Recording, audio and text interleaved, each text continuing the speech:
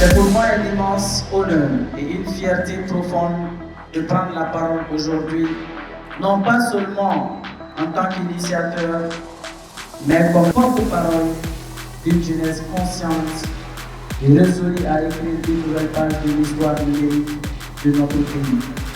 Cette idée que nous avons rêvée et concrétisée avec mes compagnons Omar Koulibaly, Abdoulaye Konaté, Saran Sidibé et Bokar Keïta, elle est le fruit d'une vision partagée, celle d'offrir à la jeunesse malienne une plateforme qui dépasse le simple divertissement, une plateforme qui éduque, qui sensibilise et bien sûr qui inspire. Nous l'avons mis autour des 4 grands axes d'information. Et le deuxième volet, c'est l'employabilité. Le troisième volet, ça c'est la croissance des entreprises. Et le dernier volet, nous avons beau former, faciliter leur employabilité, accompagner les entrepreneurs et les entreprises aussi, mais nous allons également faire le lobbying. Allez-y voir les partenaires, les bailleurs, les entrepreneurs, mais également même les grandes structures pour leur dire que nous avons formé tels jeunes qui sont mieux dans tel domaine. On aimerait vraiment que vous leur facilitez une insertion socio-professionnelle. Chers jeunes, le Mali a besoin de vous, de votre intelligence, de votre créativité et de votre sens du patriotisme numérique. Nous avons besoin d'une jeunesse consciente, responsable et engagée pour bâtir un pays où le numérique n'est pas seulement un outil de consommation, mais un véritable moteur de développement. C'est avec une grande fierté et un immense espoir au nom du ministre de la Communication, de l'économie numérique et de la modernisation de l'administration, M. Amadou Abdelkinan qui déclare officiellement ouverte la première édition du concert digital 2025. Vive la jeunesse malienne, vive le numérique au service du développement et vive le Mali.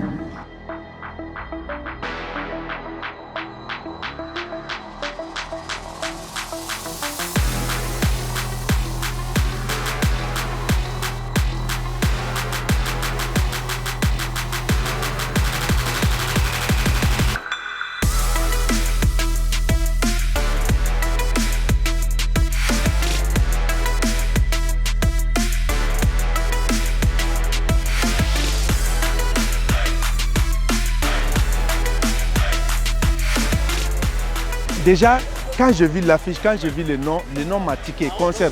Nous, quand on nous parle de concert, on est habitué au concert de notre forme où on a les spectacles et tout ça. Et c'est très smart, c'est très peps de penser au non-concert parce que déjà, c'est du jamais vu.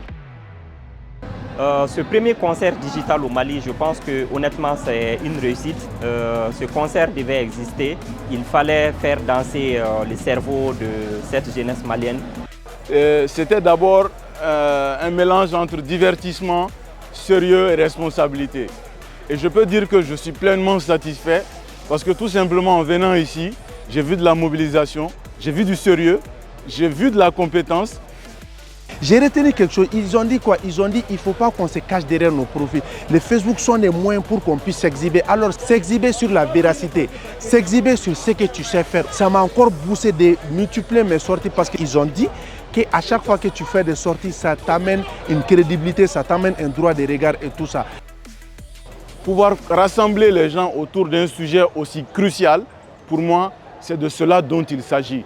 Pour qu'on puisse parler du développement, de la participation des jeunes. Mais quel genre de participation? Une participation responsable, une participation honnête et digne, une participation qui peut apporter des opportunités pour la jeunesse. Et aujourd'hui, je pense qu'en sortant de ce premier concert, je suis pleinement satisfait, j'ai appris, mais surtout, j'ai eu espoir en une jeunesse consciente qui se donne la main pour relever les vrais défis. Et parmi les vrais défis de notre pays se trouve le défi du digital, du numérique, qu'il faut absolument relever ensemble. Aujourd'hui, le Mali a du contenu local, de l'excellence. La jeunesse malienne elle est forte, la jeunesse malienne est perspicace. Il faut aller vers la jeunesse malienne parce que l'avenir commence maintenant. Et ça commence par vous, ça commence par nous.